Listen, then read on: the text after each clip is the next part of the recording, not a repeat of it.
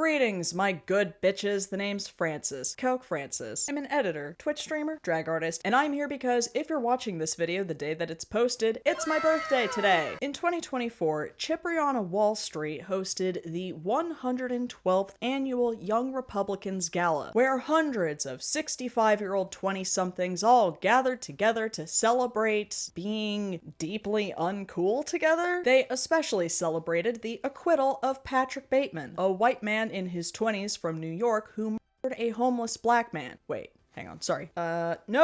Sorry, my mistake. The man in question was not a fictitious yuppie sociopath. This was a real guy. His name was Daniel Penny, and he was also a white man in his 20s from New York City who murdered a homeless black man, so you can see how I'd get the two mixed up. Between that and Trump advisor Alex Bruesewitz fainting on stage after slurring about the sham impeachment, the event proved to be such a success that they ended up holding another one, which brings us to the 113th Young Republicans Gala, held at the same place. Apparently, the only way to enter this exclusive hoity-toity soiree, hosting only the finest bigots in all of conservative social media, was via this now expired Eventbrite page. Between some Jesus-themed sieg heiling, a famous douchebag being out-douched by an OnlyFans reject, and an extremely satisfying guy-on-guy slapping, this was gonna be the best, youngest, Republicanist, 113th gala that Wall Street could ever dream of.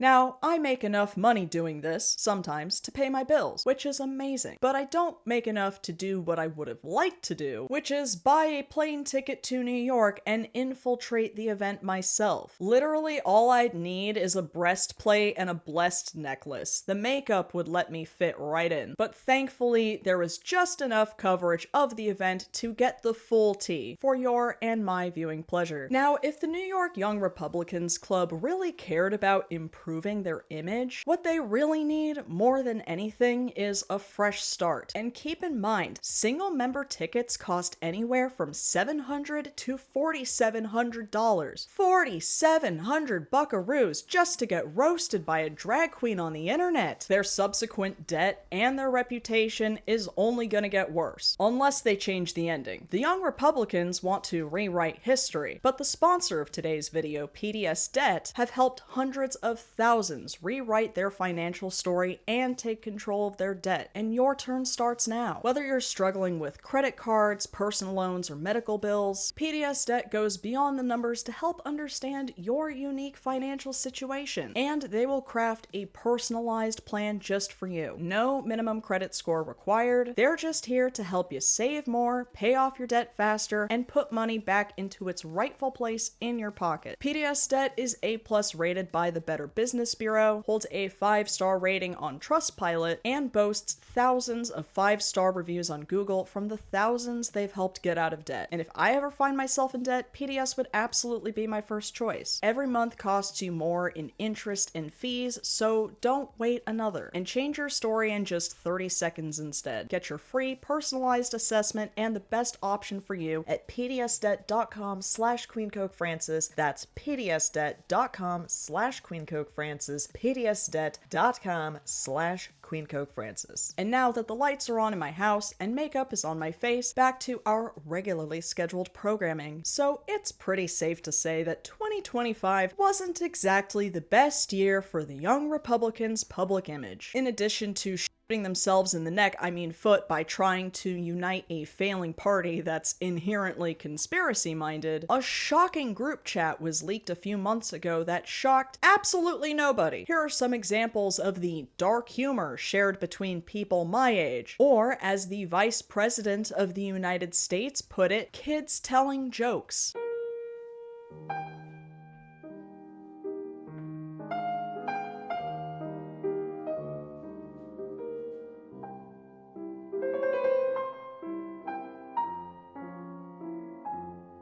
But as you already know, bigotry and hatred might win battles, but they'll never win the war, because fascism eats itself alive, and those chapters of the Young Republicans Club ultimately disbanded, and most of them were fired from their positions, but not before blaming everyone else. Nonetheless, the fate of the Young Republicans Club was looking pretty grim at the moment, and they desperately needed something that they could finally unite over. Luckily for them, they had a nice little black tie event coming up. Here's the description from their Eventbrite page. On Saturday, December 13th, 2025, we will hold our 113th annual gala, just as we have done through every major world event, including both world wars and COVID-19, since our foundation. We are excited to welcome back both members and guests for a black tie evening at Cipriani Wall Street, featuring Cipriani's signature Bellini upon arrival, an open bar featuring top-shelf liquor, butler past hors d'oeuvres, and a multi-course dinner as we hear from high-profile national speakers, mingle with honored guests, and discuss opportunities for the advancement of our mission. And who could resist such a fine lineup of hosts? We've got Jack Posobiec, who's hoisting a rosary like a zombie who just fisted his way through a grave. We've got Mike Collins, a man who looks like he'd write you out of the will if you got a tattoo. We've got Andy Ogles, whose name is a sentence, and probably an accurate descriptor. And we even got the one and only Benny Johnson, a BuzzFeed gay who poses for every picture like a Final Fantasy protagonist. And that's just a handful of all of the stars and chuds who would make an appearance. According to the event page, we've got Jack Brewer, 3-time NFL captain and civil rights commissioner. No, I don't know who he is. Do I look like I know anything about sports? We've got Andrew Giuliani, son of drag superstar Rudy Giuliani, Jim Hoft, founder of Gateway Pundit and professional filer of bankruptcy, CJ Pearson, who got involved with conservative politics when he was just 8 years old, and he hasn't grown an inch since. Paula Scanlon, another swimmer who was so mediocre that she had to pivot to anti-trans grifting like her forefathers. And the event certainly wouldn't be complete without some music. Attendees will be treated to the incredible talent of world-renowned Hungarian violinist Zoltán MAGA?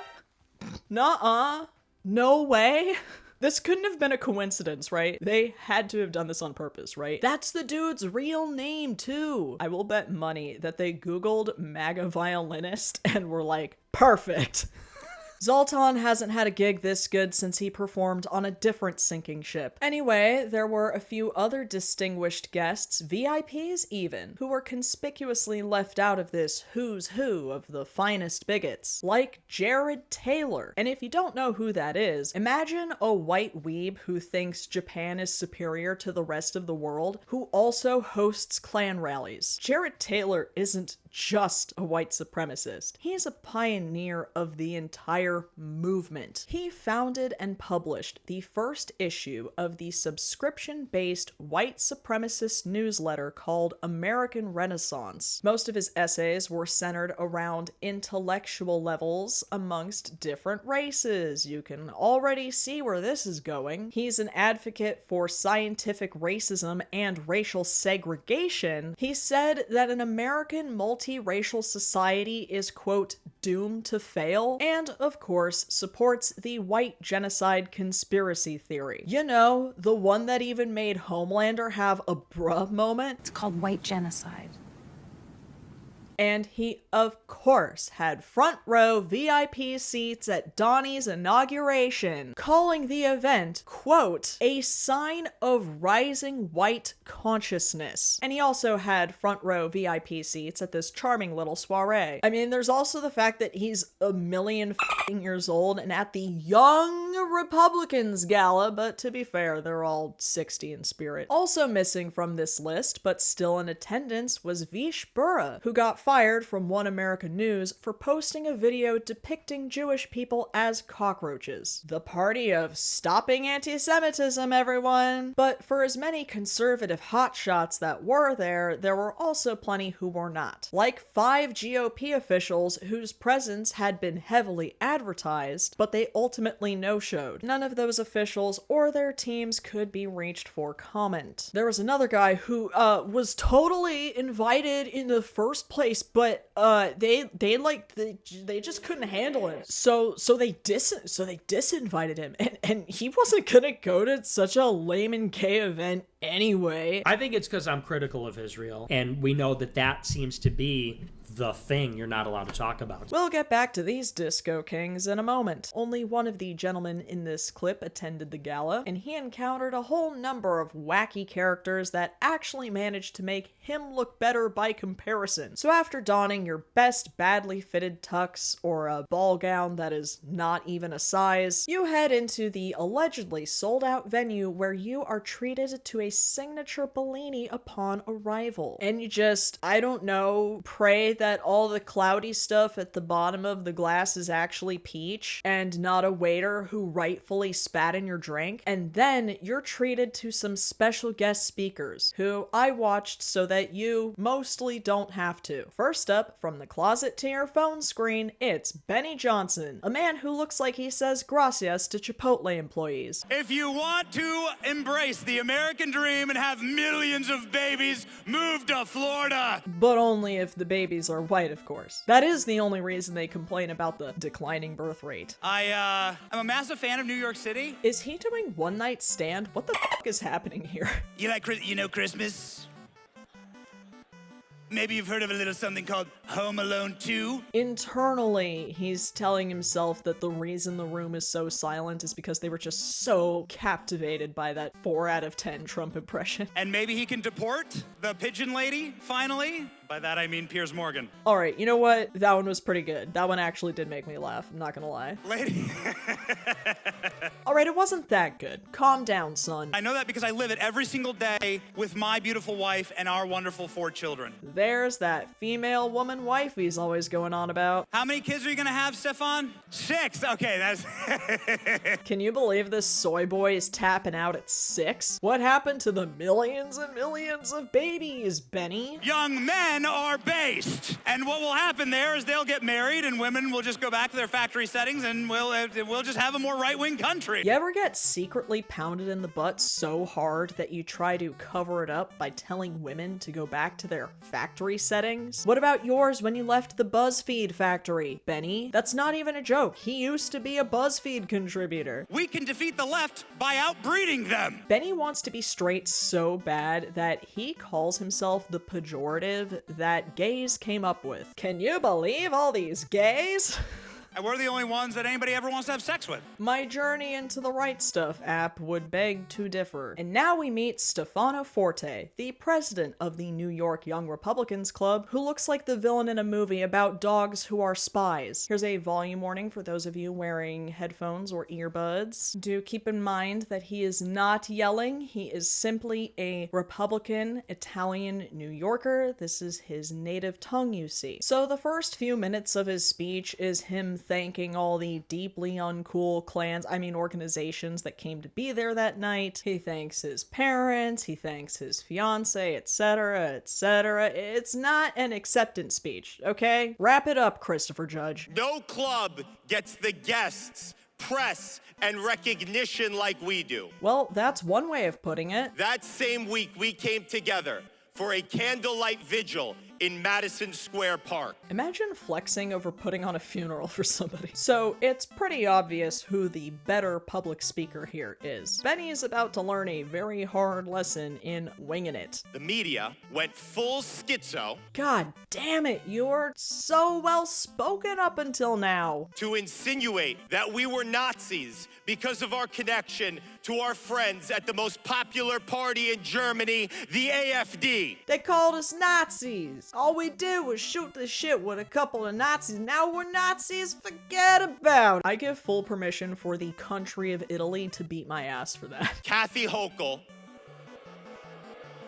Uh-oh, he's getting into please clap territory. You're losing me, Steph. I don't really feel like listening to this Mafia NPC blather about fake news anymore. So he ends it by calling for an end to the MAGA Civil War, which is a tremendous thing to say at an event furthering the MAGA Civil War. And last and certainly least, we have Markus Frohnmayer, a politician from Germany's Alternative for Germany party, and someone who looks like he keeps his his manifesto in a Pringles can. And I think it would be amazing if all of you can show them how it sounds to love their own country.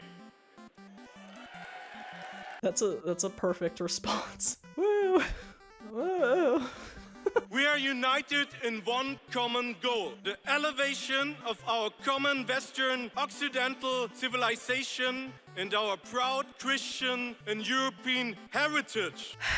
Listen, guys, I know sometimes people are just born in a place, but that sentence with that accent is, let's just say, setting off my genetic fight or flight. They're even sending police stormtroopers to raid the homes of law-abiding citizens at 6 a.m. simply for writing mean tweets about Queen party ministers. Oh, hey, they're doing that here too. But you're saying it to this crowd as if they would think it's a bad thing. Let us reclaim our culture, let us reclaim our nations, and let us make the West whole again. All right, I think we've heard enough from Stone Cold Steve Auschwitz here. Let's just move on, shall we? By the way, the name Alternative for Germany is a reference to Angela Merkel's slogan, Alternativlosigkeit, meaning there is no alternative. Alright, well, on to the MC, who was included on the bill, but I had never heard of him because I'm in my 30s. Matan Evan is an 18-year-old YouTuber who's mostly known for crashing events in the name of comedy. Now, I'll admit, I like a good disruptor every once in a while. Sacha Baron Cohen, for as much as I hate his Zionism, was a huge inspiration for me getting into comedy. So is Eric Andre. As long as nobody's getting hurt or harassed and it's funny, keep raising hell, kids. But again, they do have to be funny. And I'm not sure if the then 15-year-old Matan crashing the Game Awards was exactly that. I think I want to nominate this award to my Reformed Orthodox Rabbi Bill Clinton. Thank you, everybody. Now, do keep in mind, he was a literal child in that video. Of course he thought it was funny. It's probably the funniest shit ever if you're 15. I know I would have thought it was. And that's because most 15-year-olds aren't funny. Anyway, at just 18 years old, Matan was declared the MC for the event. Probably entirely based on him getting into a fight with Hassan Piker and trolling a workers' strike protest by pretending to be pro-landlord, cause, you know, edgy, trigger the libs, that's all that matters anyway now, right? And knowing all of this is exactly why I was very interested to see his set at the New York Young Republicans Gala. You know, these stupid liberals, they hate AI because they think it's gonna take their job, whereas us conservatives, we love AI because it helps us do basic math. You know, if you get that kind of reaction at a Young Republicans party, you probably did something right. A bunch of rich kids born into families protecting money from seeing those who need it. Why should they eat when you can have another car? Okay, so he is really leaning into it now. He's also, I think, very clearly bombing on purpose, but they're just letting him cook. Thank you to Jack Posobiec, Hasnan, Mr. Greedy, Biggie, and some of the others in that group. Look, guys, I can't get over how age 31 this kid makes me feel. But again, I like a disruptor, especially one at an expensive Klan rally. And no matter how you might feel about him, this is a pretty ballsy move for a teenager. Unfortunately, this masterclass in comedy was continuously interrupted by a masterclass in cringe by the guy filming it, who you might recognize as the gentleman in that Nick Fuentes clip, Nicholas Kendabalantazi. He wants everyone to call him Sneeko, but anyone who whines about kids being pushed into transgenderism must identify with the name they were assigned at birth. But I guess it's fine that he pushed a bunch of kids into his red pill bubble. The woman! What?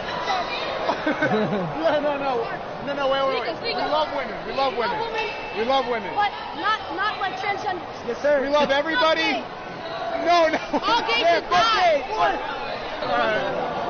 What have I done? Nicholas, who looks like his profession is asking people for a lighter, recorded most of the event and ran into all sorts of colorful folks on the way. First up was fellow tuber Steezy Kane, who said, quote, "It's pretty cool. I like how racist everyone is." It was then that Nicholas realized that he had not only found his people, but he had met his match. Game recognized game. Rivals.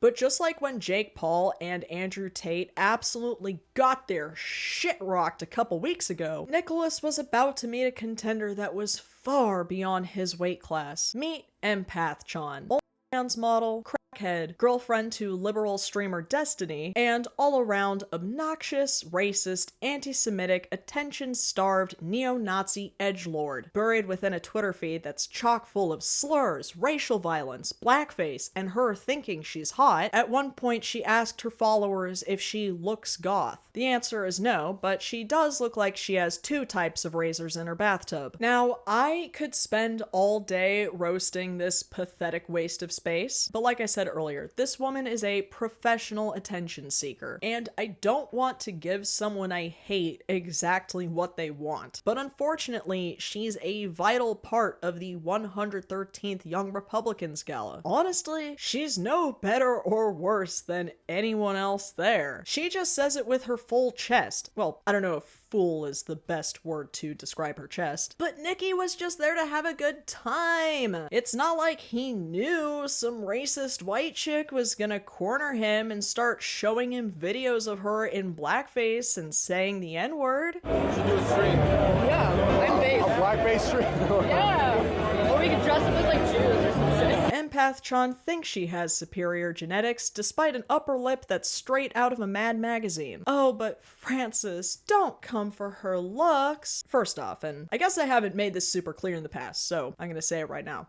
I'm a drag queen who does insult comedy. If you don't like appearance-based jokes, even if they're towards the worst people on earth, you might want to watch something else. Secondly, take a good long look at this woman's Twitter feed and tell me, with a straight face, that her chopped mug doesn't absolutely deserve it. I want to support all women, but she makes it really hard. The only time she's ever made anyone hard in their life. Alright, moving on. Because it's time we met the man of the hour. The man who provided better entertainment than Nicholas, a racist chick, a closeted man, Goblin number 3, and that fluffy-haired kid combined. Meet Hayden McDougal, a self-described 5'7" alpha male and founder of Woman Propaganda, a YouTube channel that's exactly what you think it is, and one that I ratioed even harder than how he got slapped. Oh, wait. Sorry. Spoilers. Whoops. Aside from looking like the lovely Bones pal if his underground hideout was his mom's basement, Hayden is best known for being a proud racist because, as you know, all white supremacists are always the least supreme whites. Hayden is also a little attention whore, emphasis on little. So rather than wasting too much time explaining who he is, here's a little taste of what we're working with here. White people need to become racist if we're gonna take our country back. I'm screaming at white people to wake up. This is why I want to normalize, saying even saying nigger. Holy shit. But Okay. What are we doing, bro? Back to the gala. Now, not every protester out there can have a banger queer anthem like Daniel Hamrick at Hetero Awesome Fest. Sometimes you gotta settle for handing out swastikas at the New York Young Republicans Gala. And also, putting on the whole Nazi uniform. I don't know how necessary that was. I mean, obviously I get what he's doing, and I know you have to be as on the nose as possible with these people to get your point across, but I don't know. Cosplaying as a whole-ass Nazi just feels kinda weird in any context. Maybe I'm just that friend who's too woke. Either way, I support this guy, who's speaking the truth while Hayden is yelling, Let this event represent. Shut the up! You guys love Nazis! You guys failed to condemn Nazis! I'm sorry. Girl, you cannot be looking the way you do and yell beta male at another human being. You cannot have a bowl cut and a mustache and call other people. This is what Anyway, the protester hands a swastika to Hayden, who readily accepts it and says he wishes Trump was a Nazi. Oh boy, who's gonna tell him? Then an H&R Block, if it was a person, shows up, and he claims to not be associated with Hayden, but also does, and also defends him, but also throws his hands up and says he has nothing to do with it. Just own it, guys. The jig is up.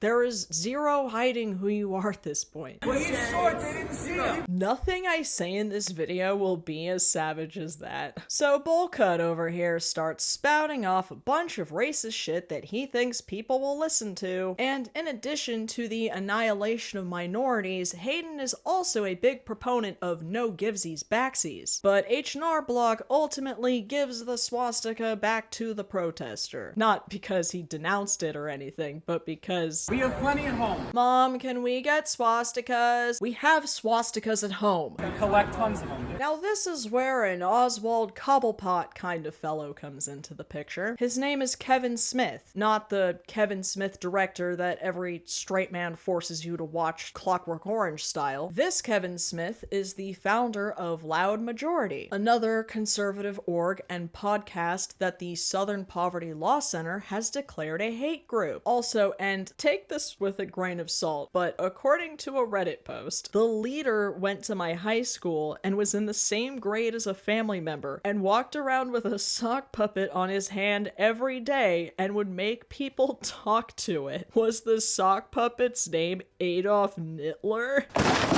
Anyway, Kevin Smith, he comes out and to everyone's surprise, he breaks up the altercation and tells the protester to Stop answering this piece of shit. Then he turns to Hayden and says, and then slaps the little shit upside the head. You gave him a ticket. You gave him a ticket. You gave him a ticket. Just slaps him.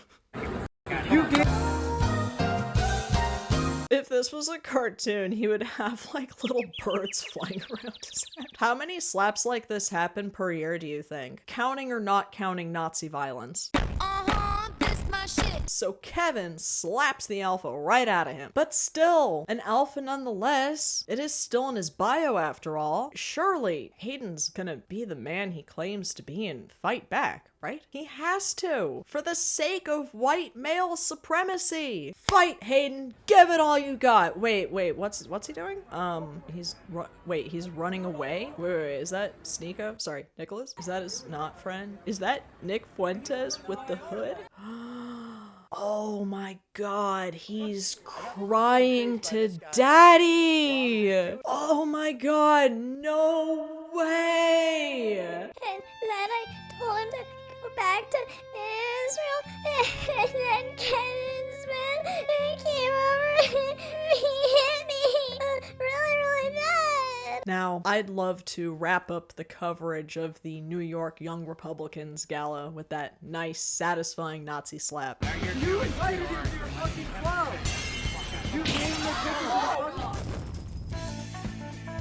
I hate the guy who did it, but hey, a Nazi slap is a Nazi slap. We count those. And, you know I hate to be a buzzkill. You know, I like to keep the energy going. But unfortunately, this ended up being a bit of a misunderstanding because not too long after, Hayden took a picture with Kevin saying, quote, "It was a misunderstanding. Kevin's a good man." What had actually happened is that Kevin thought Hayden was a leftist protester and that the actual protester was on his side because, again, these people are physically incapable of understanding satire. He thought the guy who was literally dressed as a Nazi and handing out swastikas to people was on his side. I take back what I said. I'm glad that guy did a full cosplay. Not because it reveals something that we didn't already know. We already know who these people side with. But this whole ordeal does highlight something that the right is unwilling to talk about, which is that because their hatred is blind, they're eating themselves alive. They have no idea who the enemy is and who isn't. They are the ones who are conspiracy democracy-minded and have zero trust in anyone and anything. And it was on full display in this gala more than ever. The club's press chairman even said, quote, "This is the worst event they've ever thrown." And he lamented the fact that all the journalists he had booked to cover the gala were restricted from the overwhelming majority of the event. In fact, Nicholas Balanthazi and his cameraman are responsible for most of the footage in this video. The articles I cited used quotes from his video. So to be entirely fair, I owe him some thanks on that end. But